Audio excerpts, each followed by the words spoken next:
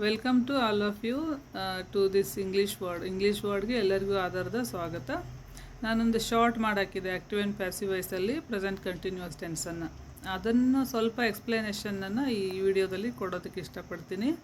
ಯಾಕಂತಂದರೆ first time ಕಲಿಯೋರಿಗೆ ತುಂಬ ಸ್ವಲ್ಪ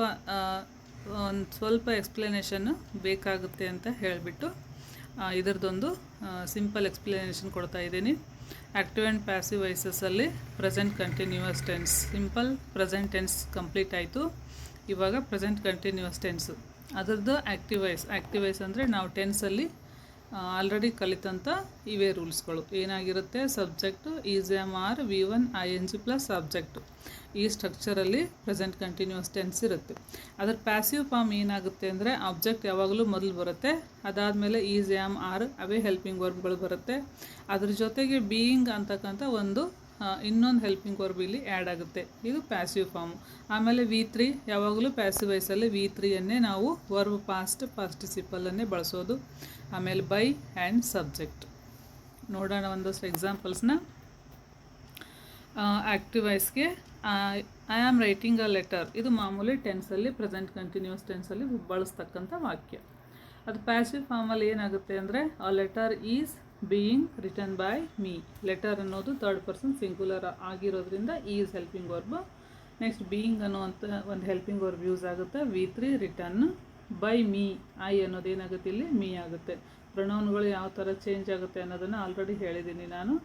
ಮತ್ತು ನಾನು ಒಂದು ಸ್ವಲ್ಪ ವರ್ಬ್ಗಳನ್ನು ಕೆಲವನ್ನು ರಿಪೀಟೆಡ್ ಆಗಿ ಆಯ್ಕೆ ಮಾಡ್ಕೋತಾ ಇದ್ದೀನಿ. ಕಾರಣ ಅಷ್ಟೇ, ಅವು ಏನಾಗಿರಬೇಕು, ಟ್ರಾನ್ಸಿಟಿವ್ ವರ್ಬ್ ಆಗಿರಬೇಕು ಪ್ಯಾಸಿವ್ ಫಾರ್ಮ್ಗೆ ಅನ್ನೋದರಿಂದ ಸ್ವಲ್ಪ ಚೂಸ್ ಮಾಡ್ಕೋಬೇಕು ನಾವು ಯಾವನ್ನು ವರ್ಬ್ಗಳನ್ನು ಅಂತ ಹೇಳ್ತಾ ನೆಕ್ಸ್ಟ್ ನೋಡೋಣ. ಇಲ್ಲಿ ಆಯಿತು.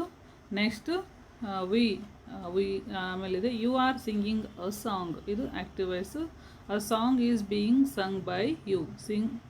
Singh sang sung, V3 Sung.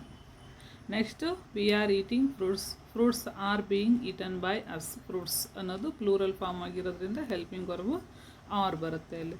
Next he is carrying a basket. He is carrying a basket. A basket is being carried by him. She is bringing books ಅಂತ ನಾನೇ ತೆಗೆದುಕೊಂಡಿರೋದು, ಪ್ಲೂರಲ್ ಬರಲಿ ಅಂತ ಹೇಳ್ಬಿಟ್ಟು. Books are being brought by us. Bring, brought.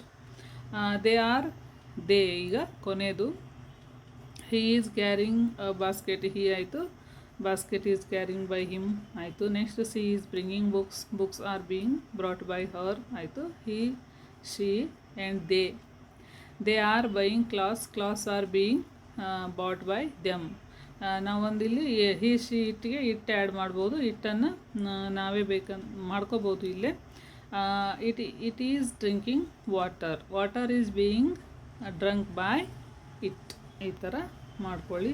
ಇನ್ನೊಂದಷ್ಟು ಎಕ್ಸಾಂಪಲನ್ನು ಇಲ್ಲಿ the monkey ಅನ್ನೋದು it ಅನ್ನೋ ಜಾಗದಲ್ಲಿ ಬರುತ್ತೆ. ಅದರ ಎಕ್ಸಾಂಪಲ್ಲಿ ನಾವು ನೋಡ್ಕೋಬೋದು. ಇಲ್ಲಿ ನೋಡೋಣ active voice. The monkey is eating banana is being eaten by the monkey. ಅಲ್ಲಿ ಯಾವುದಾದ್ರೂ ಹೆಸರು ಬಂದರೆ ಅದೇ ಹೆಸರು ಯೂಸ್ ಆಗುತ್ತೆ. ಅದು ಪ್ರೊನೌನ್ ಫಾರ್ಮ್ ಬಂದರೆ ಮಾತ್ರ ಸರ್ಟೆನ್ಲಿ ಚೇಂಜ್ ಆಗ್ತಾ ಹೋಗುತ್ತೆ, ಸಬ್ಜೆಕ್ಟ್ ಜಾಗದಲ್ಲಿ ಅಬ್ಜೆಕ್ಟ್ ಜಾಗದಲ್ಲಿ.